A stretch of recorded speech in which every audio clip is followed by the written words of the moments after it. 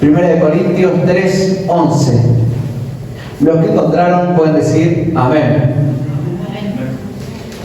Porque nadie puede poner otro fundamento que el que está puesto, el cual es Jesucristo. Y si sobre este fundamento alguno edificare oro, plata, piedras preciosas, madera, heno, hojarasca, la obra de cada uno se hará manifiesta, porque el día la declarará, pues por el fuego será revelada, y la obra de cada uno, cual sea, el fuego la probará. Si permaneciere la obra de alguno que sobreedificó, recibirá recompensa. Si la obra de alguno se quemare, él sufrirá pérdida, si bien él mismo será salvo, aunque así como por fuego.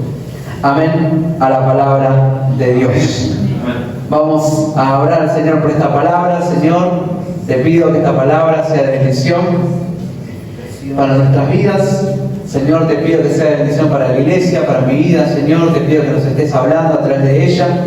Que, Señor, tu palabra siempre tiene algo para decir, siempre tiene algo nuevo, Señor, que no hemos visto, que no hemos entendido, quizás ya hemos visto, pero que no hemos asimilado ni hemos puesto en práctica. Gracias, Señor, porque tu palabra siempre está, porque vos estás con nosotros. Gracias, Señor, porque tu palabra es viva, tiene vida en sí misma. Y te pido que, de seguro, Señor, a veces en nuestro corazón hay aflicción, tristeza, frustración, problemas, pero que tu palabra, Señor, sea aquella que nos vivifique en esta noche, Señor. En el nombre de Jesús, amén y amén. Amén. Pueden tomar sus asientos, hermanos. Es conciso el tema que podemos compartir en el día de hoy. Hay una frase clave que habíamos dejado pendiente de la predicación pasada, de 1 Corintios 3, es: cada uno mire cómo sobreedifica. Amén. Esa es la frase clave de lo que acabamos de leer. Cada uno mire cómo sobreedifica. Al final del versículo 10. Pablo había dicho de que había un solo fundamento. El fundamento era Cristo. Que Pablo era el arquitecto, el perito arquitecto. Un arquitecto uno lo contrata para que haga un plano de una propiedad. Estudió para eso, para poder poner su firma, ¿sí? Y para poder definir cómo una casa debe ser construida. ¿Con qué materiales? ¿Con qué medidas? ¿Cómo deben ser las vigas? ¿Cómo deben ser las columnas? ¿Para qué? ¿En función de qué esas columnas, no? ¿Qué tamaño tienen que tener? ¿Qué material tienen que tener? ¿En función de qué? En función de lo que uno quiere construir. Una casa de un piso no es lo mismo que una casa de 3 pisos. No es lo mismo que un edificio. El arquitecto sabe hacer los cálculos que garanticen de que lo que se construya luego va a estar apto para ese propósito. Entonces, el arquitecto es aquel que sienta las bases, que dibuja el plano. Pablo lo que dice es, él como apóstol de Jesús, ¿sí? Lo que hizo fue sentar las bases. Sentar las bases, él junto a los demás apóstoles, junto a Pedro, junto a Juan, que tuvieron la revelación de Dios, que le impartieron a la iglesia, y esas bases son una sola, ¿sí? Que definieron, ¿sí? A través de su apostolado las bases de la iglesia: la cena del Señor, el bautismo, los roles que tienen que haber en la iglesia, los ministros que tienen que haber en la iglesia, cómo debe llevarse a cabo el gobierno de la iglesia, la visitación, etc. Todas las bases que en la Biblia ya están documentadas. Ahora, ¿cuál es el fundamento? El fundamento es Jesucristo. Porque los apóstoles y los profetas en el Antiguo Testamento no hicieron otra cosa más que enseñar a Jesucristo, explicar a Jesucristo y la revelación que recibieron de Dios. Esa revelación ya fue, en cierto modo, completa, terminada, no hay nada que agregársele, porque la base ya fue hecha, ya fue colocada. Es por eso de que nosotros lo que estamos haciendo es sobreedificando. Ya está la base, ¿sí? Ya está el cimiento colocado y la base es sólida, la base es firme, la base es buena. Entonces, sobre esta base tenemos la certeza de que podemos edificar. Estar seguros de que esa base es una base que va a soportar la edificación. Hay garantías, si la base es Jesucristo. Amén. Esa base está en la palabra de Dios. ¿Cuáles son los fundamentos que tienen que estar en la vida cristiana y en la vida de una iglesia? Y Pablo dice: yo he sido actuado como un perito arquitecto, porque Pablo estableció y explicó la doctrina, ¿sí?, que debía llevarse a cabo en la iglesia, y Cristo es el fundamento. Y comienza el texto y dice: porque nadie puede poner otro fundamento. No va a venir alguien después a decirle: no, hay otra forma de hacer una iglesia, hay otro evangelio, hay una nueva revelación, algo que se le olvidó a Pablo, que se le olvidó a los apóstoles, porque el fundamento es uno y ya fue dado y no necesita reconstruirse. Es más, Pablo va más profundo a los Gálatas y le dice: si alguno viene a querer decirles hay otro evangelio, el tal sea anatema, sea maldito, porque no hay ningún otro evangelio dado a los hombres por el cual vamos a ser salvos. El fundamento es uno solo. No tiene sentido querer construir otro. Ahora, hay que edificar. Está el fundamento, están las columnas. Hay que edificar. En una construcción primero se coloca el fundamento, luego se levantan las columnas, y los que saben de construcción, que no es mi caso, pero los que saben de construcción, los que trabajaron en la construcción, saben de que se pone el fundamento, se levantan las columnas, se colocan las vigas, ¿no? Y luego está las paredes, el techo, y una vez que está toda la construcción, ¿qué se empieza a hacer? Un revoque, ¿no? ¿Para qué? Para empezar a hermosear. Y luego uno puede avanzar y hermosear con detalles la construcción. Puede poner un piso suspendido, puede poner el techo que bien prefiera, la iluminación, la electricidad, la decoración, la división de los ambientes, hasta la pintura, de qué color, el alfombrado, y así se puede agregar. Sobre una edificación buena se pueden hacer muchas cosas que van a expandir, que van a embellecer una propiedad. Uno cuando ve una construcción recién hecha y ve los ladrillos quizás nomás sin revocar, siente que a ese lugar le falta mucho. Pero al fin y al cabo, detrás del revoque, de la alfombra, de una casa determinada, están esos ladrillos, ¿no? Se hizo lento y paulatinamente. Pero ¿qué es importante? Que el fundamento sea bueno, que la construcción sea buena. Después están los agregados. Entonces Pablo está diciendo: el fundamento ya está Cristo. Yo los ayudé a sentar las bases. Ahora cada uno de ustedes va a tener que edificar, porque somos llamados a edificar. ¿Edificar qué? La iglesia, nuestra vida cristiana, nuestra familia. Ahora, primero asegurémonos que el fundamento es bueno. Y esa es una pregunta, ¿no? El fundamento es bueno, y si el fundamento es Cristo, es bueno. Amén. Es de buena calidad, y tenemos la certeza de que estamos construyendo sobre algo seguro. A cualquiera, dijo Jesús, que oye mis palabras, yo le compararé a un hombre que construyó su casa sobre la roca. Gloria a Dios. Jesús dijo: a cualquiera que oye mis palabras, que oye lo que yo estoy diciendo, tenga la certeza de que está construyendo en lugar seguro. Pero a cualquiera que no oye mis palabras, yo le compararé a un hombre que edificó su casa sobre la arena.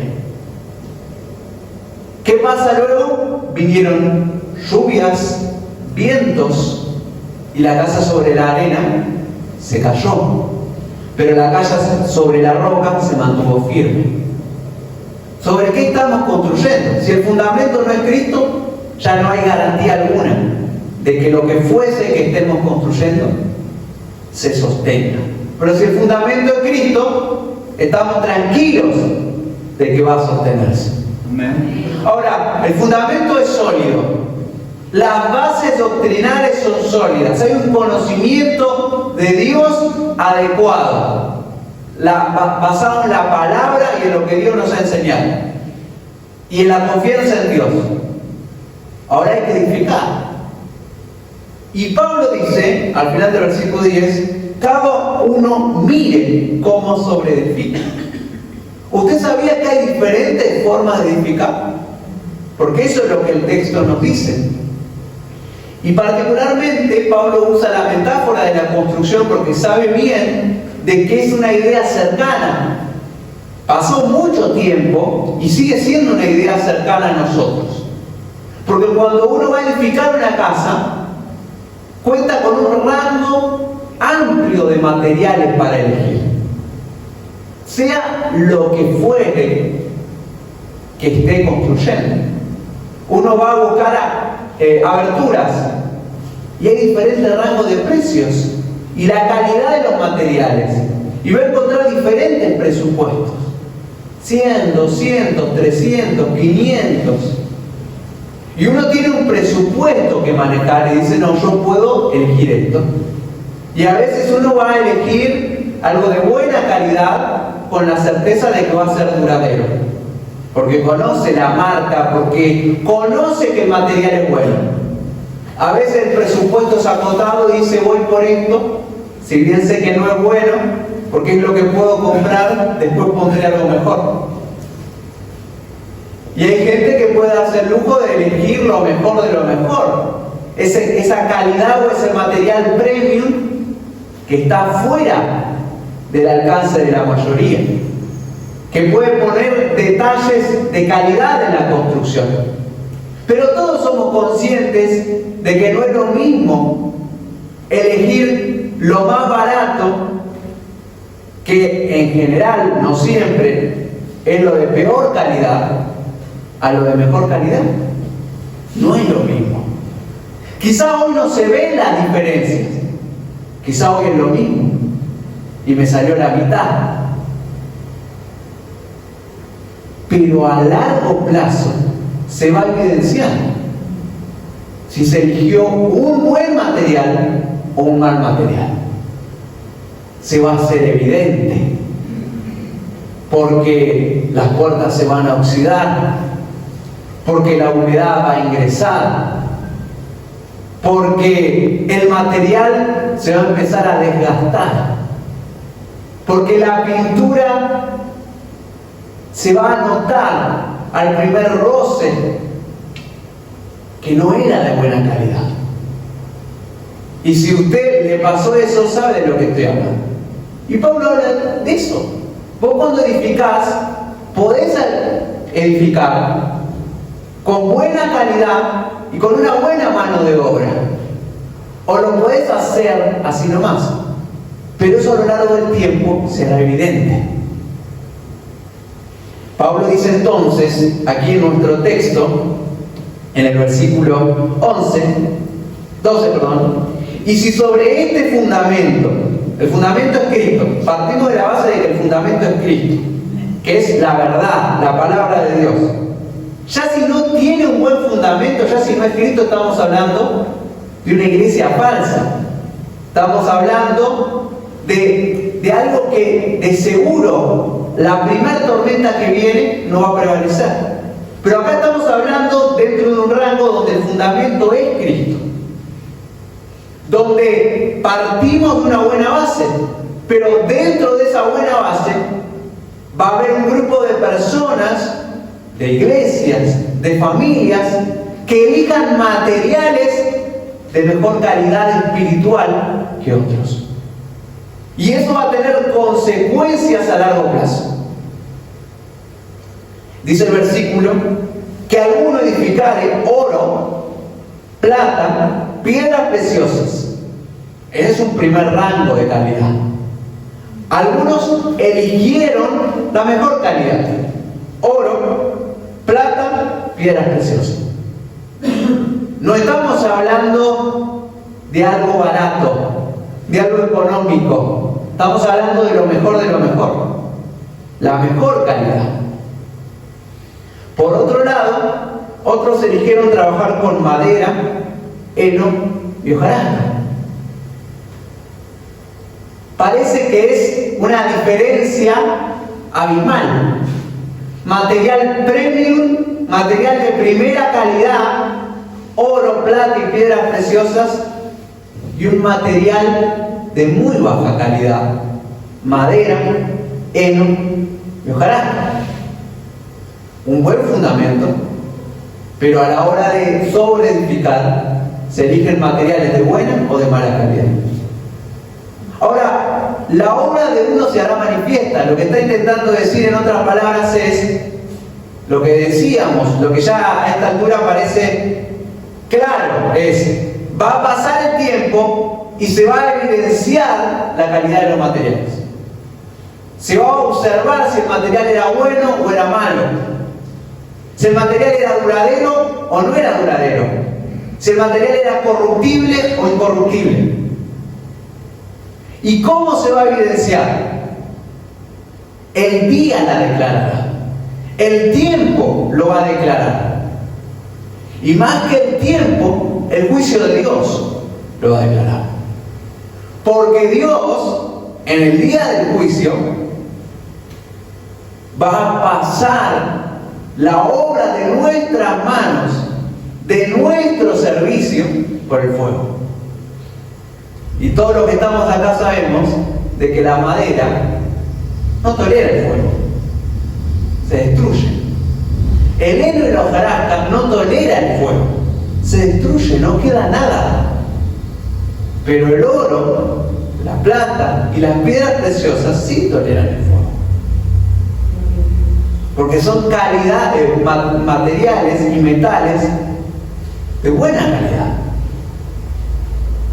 Entonces, sabemos, y la idea no es hablar del tiempo final, ni la idea no es hablar del detalle cronológico de los acontecimientos futuros, pero sabemos que va a haber un día de juicio donde Dios va a separar a los buenos de los malos, a sus hijos y a su pueblo de los que no son su pueblo, a los que lo aceptaron de los que no lo aceptaron. Pero dentro de su pueblo, dentro del grupo de personas que fueron salvas porque creyeron en Cristo, también va a haber un juicio.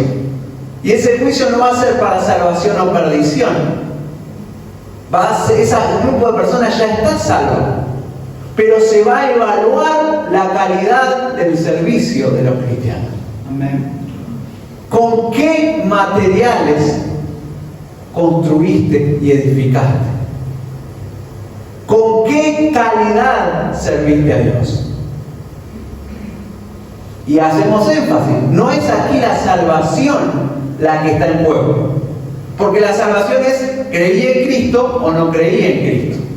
Aquí dentro del grupo de los salvos, Dios quiere evidenciar y Dios va a alabar la obra de aquellos que sirvieron a su causa con mayor calidad, esfuerzo, y que tomaron los mejores materiales para el servicio. Eso es lo que dice el texto. Y la obra de cada uno, cual sea, y fíjense que acá no está haciendo distinciones, no, la obra misionera, la obra internacional, la obra de los ministros, de los pastores, de los evangelistas, la obra de cada uno de nosotros dentro de la casa de Dios y nuestro servicio a Dios, sea grande o sea chico, va a ser evaluado. Y Dios va a evaluar cómo le servimos. Y yo creo y tengo la convicción y la Biblia misma lo dice, de que va a haber muchas sorpresas ese día. Amén. Porque nosotros tenemos una forma de evaluar las cosas. Y lo que para nosotros es prominente, quizás para Dios no pasa la prueba divina. Y lo que quizás nosotros ni vimos ni nos dimos cuenta que estaba pasando, pasa por el fuego divino, sobrevive al fuego divino y era de excelentísima calidad. Y recibe una recompensa. Porque Dios, el fuego de Dios va a evaluar y nos va a sorprender. Como escuchábamos el otro día, que los Boanerges y la mamá de los Boanerges, de Juan y Jacobo, le preguntaron: yo quiero que uno se sienta a la derecha y el otro se sienta a la izquierda, ¿no? Y ahí Jesús empezó a decirles que en el reino de los cielos el más chico va a ser el más grande. Y Jesús dice en otra situación que todo aquel que se humilla será exaltado, pero el que se enaltece será humillado. Cuando le preguntaron a Jesús quién es el mayor, quién va a ser el mayor en el reino de los cielos, Jesús, ¿qué hizo? Llamó a un niño y le dijo: quien sea como este niño va a ser el mayor en el reino de los cielos. Entonces, claramente los patrones divinos no son como los patrones que nosotros tenemos para evaluar las cosas. Eso es evidente. Entonces va a haber una evaluación. La obra va a pasar por el fuego, y por eso fíjese que en el versículo 15 dice lo que acabamos de explicar. Dice: si la obra de alguno se quemare. Imagínense cuando uno trae esas maquetas que hacíamos en el secundario, ¿no? Y esa maqueta pasaba la evaluación del docente. Y ahí nos daban una nota. Yo recuerdo de que a veces en la carrera o cuando estudiaba, uno traía lo que había hecho y se evaluaba y se corrían unos casos de prueba para ver si lo que vos hiciste pasaba o no pasaba esos criterios. Y vos ahí empezabas a ver cómo algunos casos no los habías contemplado y no pasaba la prueba. Bueno, eso va a pasar con nuestra obra. Pasan los criterios y los estándares. Dice que si la obra, versículo 14, de alguno que sobreedificó permaneciere, esa persona va a recibir una recompensa. Va a haber un premio, va a haber un galardón, va a haber un reconocimiento público para esa persona.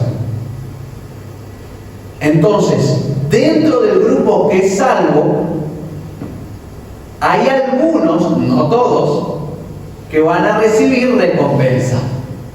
Y va a haber grados de recompensa, donde Dios va a reconocer el esfuerzo y la obra de sus hijos.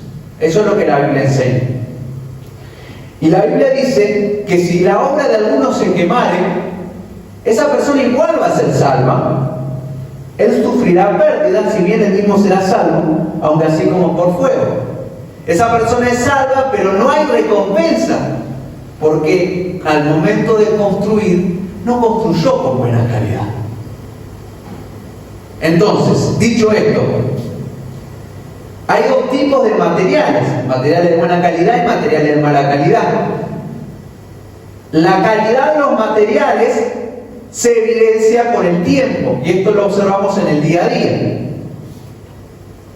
Primariamente por los frutos y resultados en esta vida terrenal, y en segundo lugar porque van a ser juzgados por Dios y van a ser recompensados o no. La pregunta, creo que viene ahora, es la más interesante, la que más nos importa, es ¿qué define la calidad de los materiales? ¿Está bien? Porque yo sé que voy a un lugar y digo, bueno, quiero comprar una verdura, quiero comprar una pintura, y en general La calidad de los materiales lo define la marca, lo define el precio, no siempre, pero en general es así. Ahora, ¿qué define la calidad de los materiales espirituales? ¿Cómo sé que cuando estoy haciendo algo para Dios, lo estoy haciendo con plata, oro y piedras preciosas? Y no lo estoy haciendo con heno y hojarasca y madera. Hay dos criterios que da Pablo en el contexto de este texto. Número uno, en el versículo 18, un material de buena calidad está basado en la sabiduría de Dios y no en la sabiduría humana. Fíjense lo que dice el versículo 18. Nadie se engaña a sí mismo. Si alguno entre vosotros se cree sabio en este siglo, hágase ignorante para que llegue a ser sabio.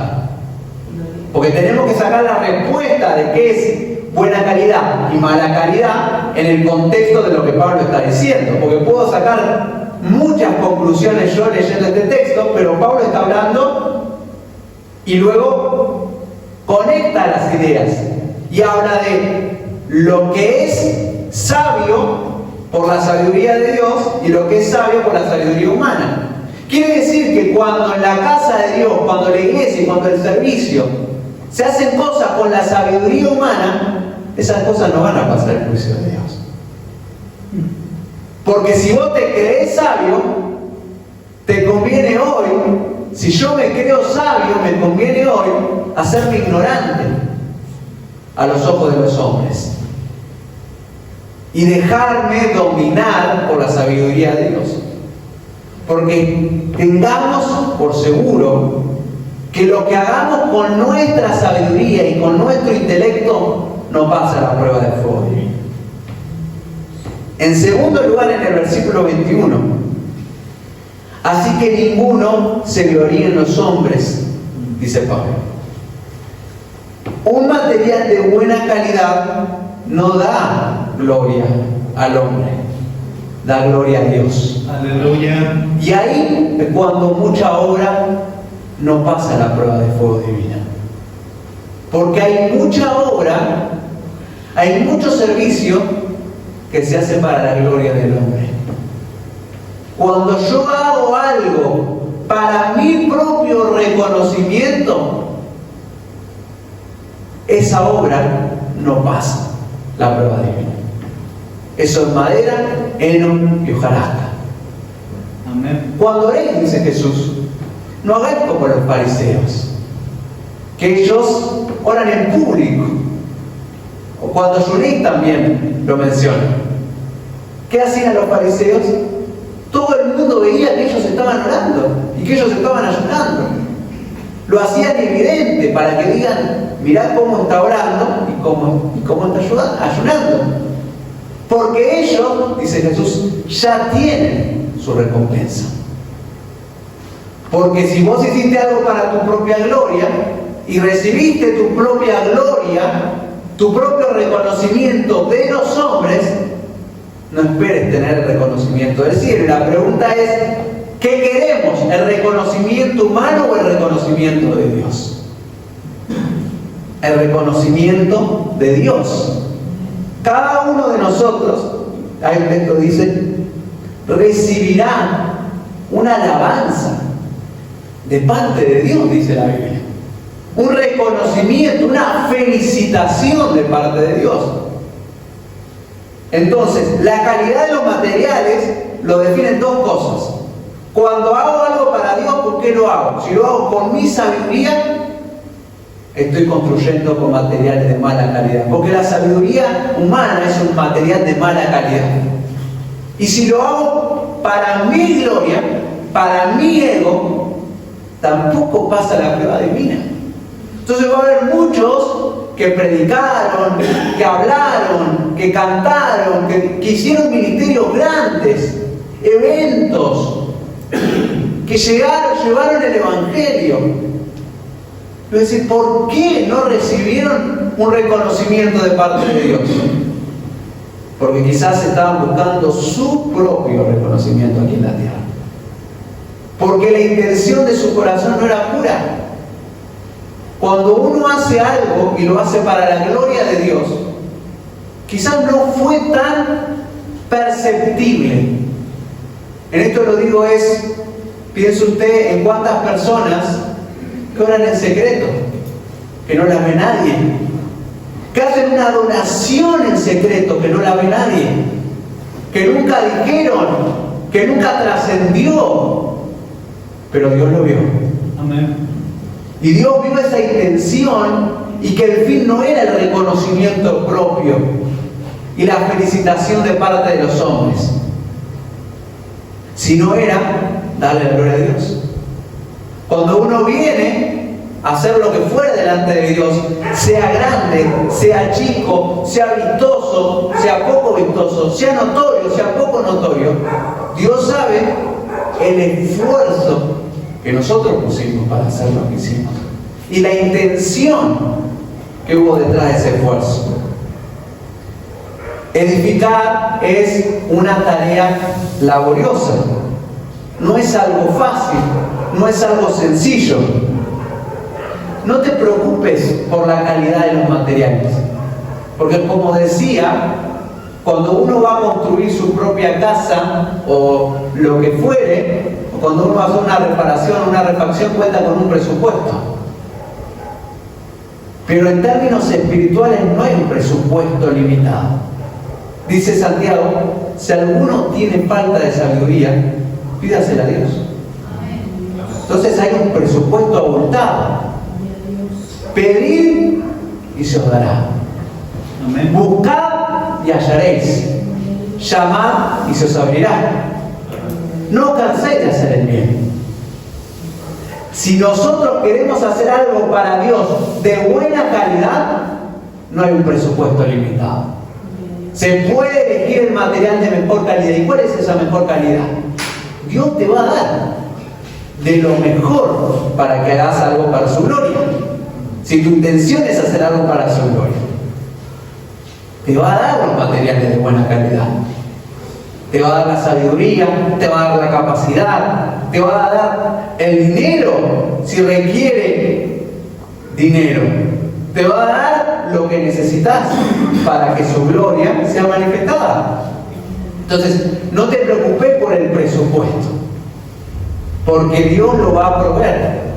Preocupate o asegúrate de que el material sea de buena calidad, de que no se base ni en tu sabiduría, ni que sea para tu propio reconocimiento en esta tierra.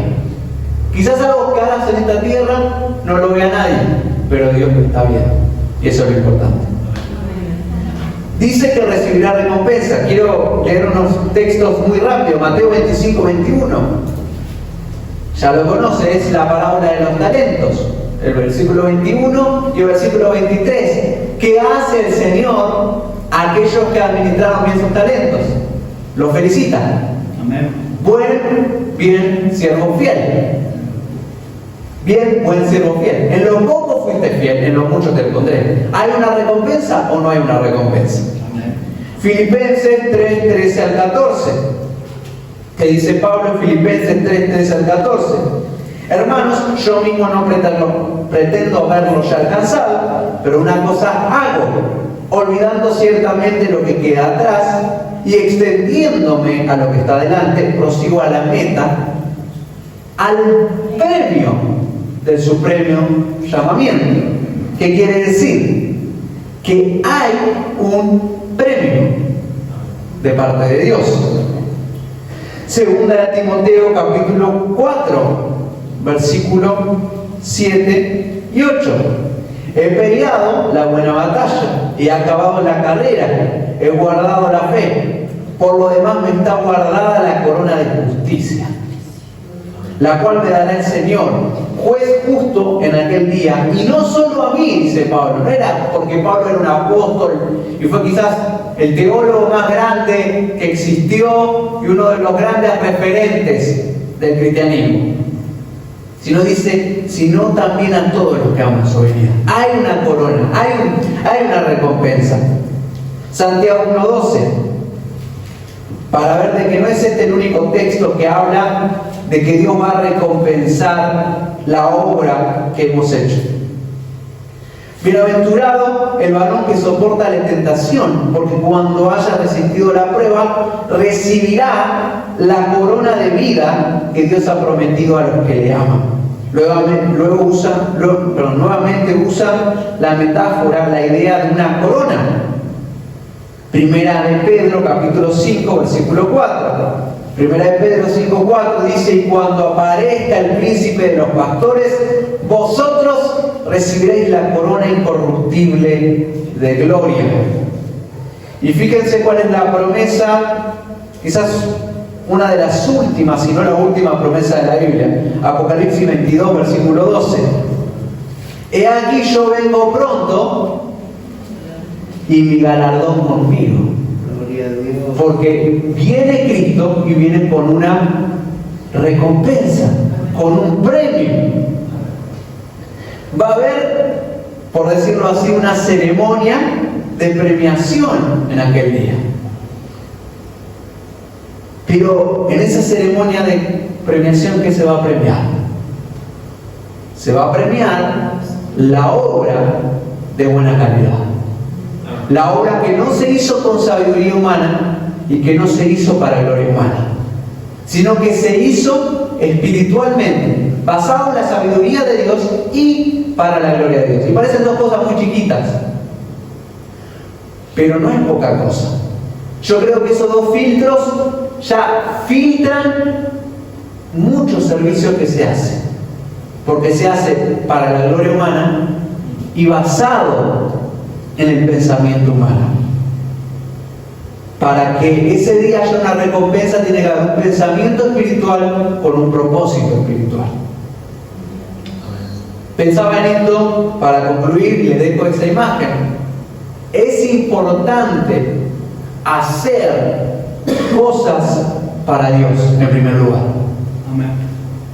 En segundo lugar, y el primer punto aplica a los que no estamos haciendo nada.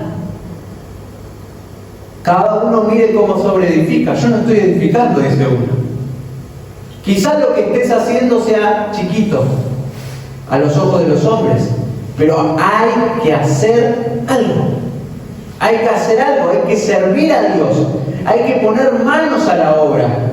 Están los que están pintando, están los que están acomodando, están los que están revocando, pero algo quiero hacer para el Señor. Si no estoy haciendo nada, si tengo mis manos desocupadas, esta es un llamado al servicio. Pero en segundo lugar, es cuando vas a hacer algo para Dios, no hagas algo así nomás. Y creo de que algo que pasó mucho, más que nada en Sudamérica y quizás en nuestro país inclusive, es lo primero, se impulsó mucho el que haya un servicio en las iglesias en general y en las iglesias en las que nosotros crecimos. Servir a Dios, tenés que servir a Dios. Hay un impulso muy importante de la iglesia que te decía, hay que impulsar el servicio. Pero creo que se descuidó lo segundo. No es hacer cualquier cosa. Lo que hacer para Dios tiene que hacerse con la mejor calidad posible. Y si no tenemos materiales, hay un presupuesto abultado de parte de Dios. Dios te va a dar los materiales, pero lo que se hace para Dios tiene que ser de calidad.